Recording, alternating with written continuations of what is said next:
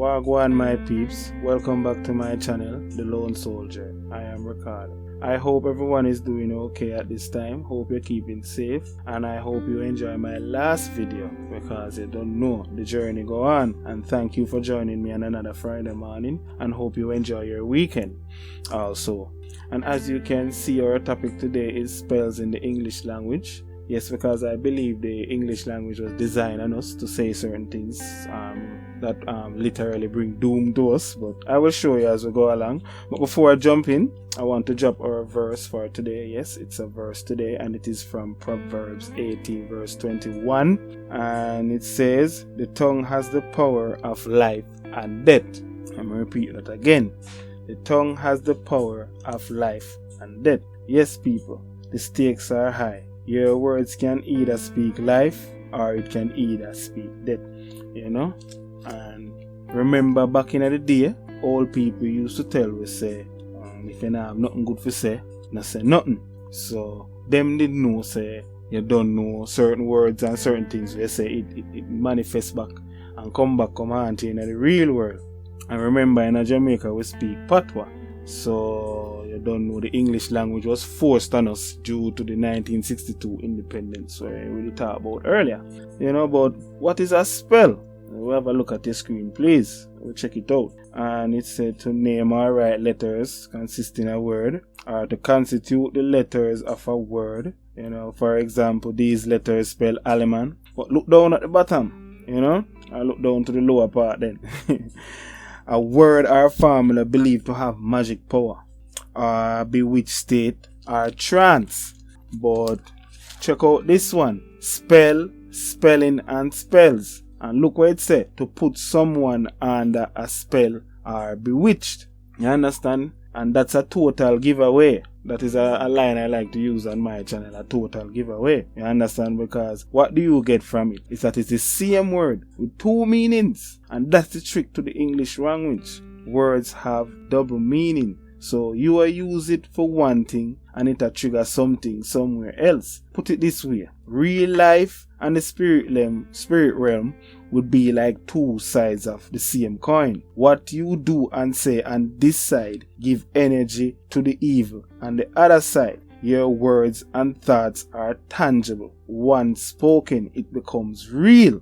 And since as when I say crazy or mad, what did God do when he created the earth? Or what did he use? Words. Let there be light, and there was light. You understand? And what did the devil use to deceive Eve? Words. You understand? So from the beginning you can see that words have power. And remember, we are built in God's image. So, and we have dominion over the earth. So we have that same kind of power. Or even when Moses went to the rock, him said, speak to the rock. You understand? So I show Moses, say, yeah, you have the same thing.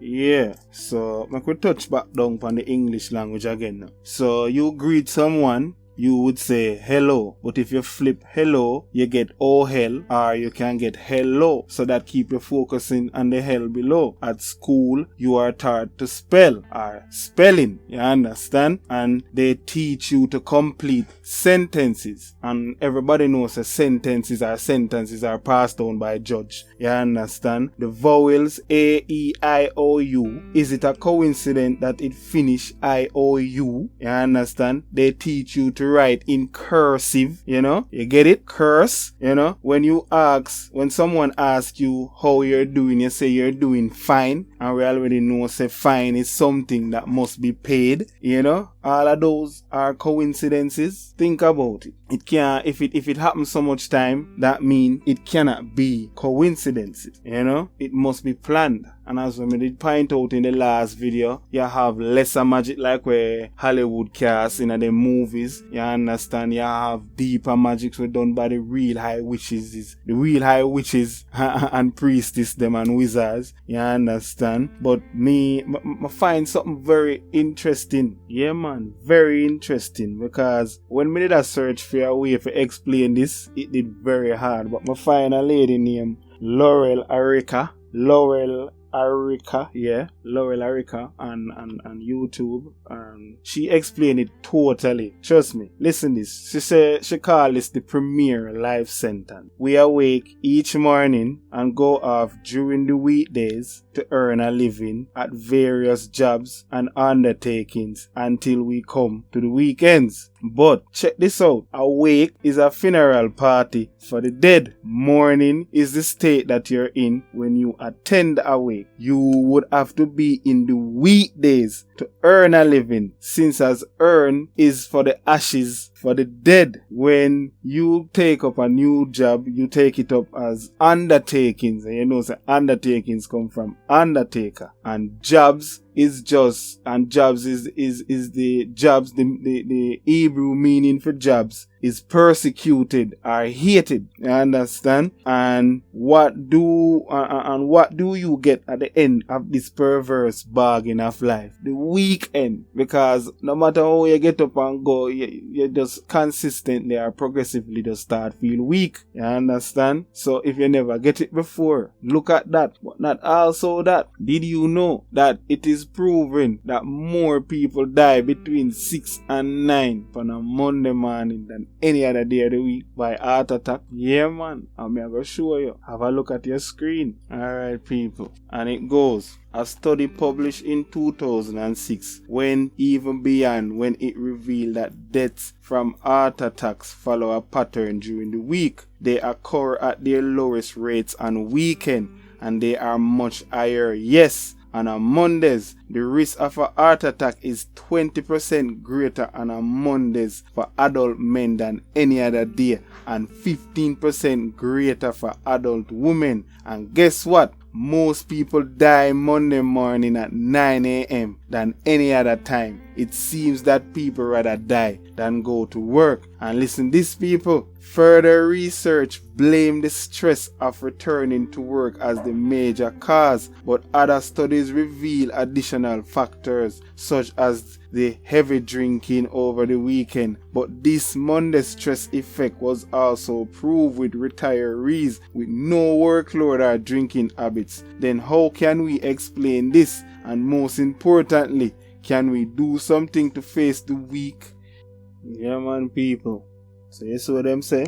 Them can't really explain it. You understand? But as I'm point out, it's the words them we keep repeating. You understand? It's the words them we keep. When we get joke, we say we are dead. You know, you change the color of your hair, you say die. You understand? You know, you have a whole heap of words, you have double meaning. Like if you don't know, everybody know dog. If you turn around dog, you get God. But you know, say if you did you know that if you turn around live, you get evil, or if you turn around live, you get devil. You understand? I saw the word them stay, but you notice me never show you the Job thing, because more want to show you where it link back to. Because I just try to show you, say sometimes in a life you can't miss the link. I'm gonna show you where it link back to. Remember, I tell you that job is a Hebrew word. And the Hebrew meaning for it is persecuted and hated. Have a look at your screen. What that say? What does job mean in Hebrew? Meaning and history. From the Hebrew name Job, which means persecuted, hated. In the book of Job in the Old Testament, he is the righteous man who is tested by God, enduring many tragedies and hardships while struggling to remain faithful. You see that, people? You see who it come back to? Come back right to the Almighty Father. Right back to the Almighty Father foot. And them thing I keep see happening to me when we did dip on the journey. No matter where you go or anything, it always come back to show you. Say Job I come from the hardships from where go on with Job. And that's why we as people are being persecuted. You understand? So you have to try and learn them things. You can do your own research, because as I said, them things are public knowledge, people. It's a mind thing. You understand? The more them keep you saying these words and so out in the ear, it give them strength. It make things easier and it weaken the veil. You understand? It tip the balance. so certain more things can go on. It give them energy. So in a year when Alkaline did have the tunes, what a badness it name. When them have that a play that in the ear, you know what them a do? I remember most artists and most people are mostly negative and that a play in the ear. Words are vibration, it vibrate. Okay, so this has been my brief look at the secret spells in the English language. Trust me, people when I buck up in them info, yeah, I did shock. Especially the one where every between 6 and 9 o'clock per Monday. Most people dead during the week. I couldn't believe that one day, you know, because the stress of going back to work as a thing. And you don't know, me I'm sure you say the premier life sentence, if you say a week or, you know, morning and them thing there and the job and that take. Tell them, trust me people, I can't so much thing can't be coincidence. It has to be pre-planned, you know, and I would urge everyone to do their own research on it, you know. So as I said, that has been my brief look. And please remember to like, subscribe and share the video. Please leave a comment. Remember to leave the comment if you remember old time people saying, say if you don't have nothing good to say, I say nothing. Yeah, so you don't know. So that's been the Lone Soldier. I am Ricardo. So what do I mean by the secret spells of the English language? Well, let me share with you what I call our premier life sentence. And it goes something like this.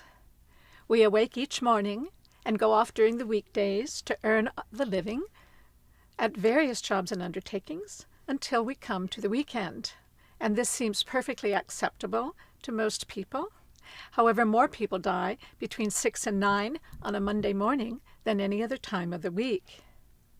So I do what I call a translation of the English language, and I spell that Trance, with the idea that words cast spells. So when you translate that life sentence, you remember that a wake is a funeral party for the dead. Mourning is the state you're in when you attend a wake. And you would have to be in a weekdays to earn the living, since urns are for the ashes of the dead. We call our jobs undertakings. Job itself is a Hebrew word for persecuted. And what we get at the end of this perverse bargain with life is the weak end of the deal as we become progressively weakened ourselves. And so our most prevalent greeting to each other is hello, the reverse of which is, oh, hell. And at first, I suspected the hands of collusion entangling the language to foster illusion. And I think it's quite true that a culture's theology has a great deal to do with a word's etymology and how it evolves over time to combine incompatible meanings that may undermine the original thoughts